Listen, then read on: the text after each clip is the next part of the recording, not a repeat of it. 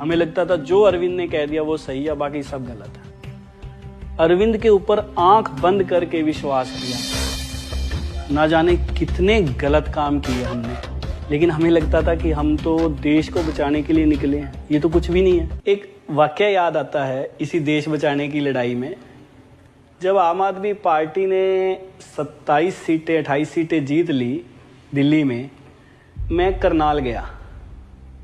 मैं 4 बजे करनाल पहुंचा, मुझे 5 बजे फ़ोन आ गया दिल्ली से। किस शख्स का आया अभी मैं नाम नहीं लूँगा क्योंकि ये कोर्ट में केस चल रहा है। मुझे फ़ोन आया भी आप वापस तुरंत आएँ और अपनी पूरी टीम के साथ 5-7 लोग जो आपके साथ 24 घंटे रहते हैं उनको आप साथ लेकर आइए, 5-1 लोगों को। हम गाड़ी में बैठे 4 बजे करनाल पहुंचते हैं, जीतने के अगले दिन, जीत के अगले दिन की बात है ये। वापस 5 बजे हम आ जाते हैं। हम बॉर्डर पर रुकते हैं, ध्यान से सुनिएगा। हमें 5 बजे चल पड़े वापस, 5 बजे चल पड़े, 6:30-7 बजे हम दिल्ली के बॉर्डर के पास पहुंचते हैं। हमें वहीं रुकने के लिए कह दिया जाता है फ़ोन पर। कहाँ पहुंचे? यहाँ पहुंचे, क्रॉस कर लिया सोनीपत। कहता बॉर्डर, दिल्ली बॉर्डर से आप थोड़ी सी पहले रुक जाइए। हम रुक गए, चाय कॉफ़ी लिया हमने, 7-7:30 का वक्त था। हमें एक शख्स मिला, उसने हमें 2 सिम कार्ड दिए। बताया गया कि एक फ़ोन में डाल दीजिए, हमने डाल लिए और हमें फ़ोन आया भी आप इन लोगों को फ़ोन कीजिए। 25 के करीब लोग थे।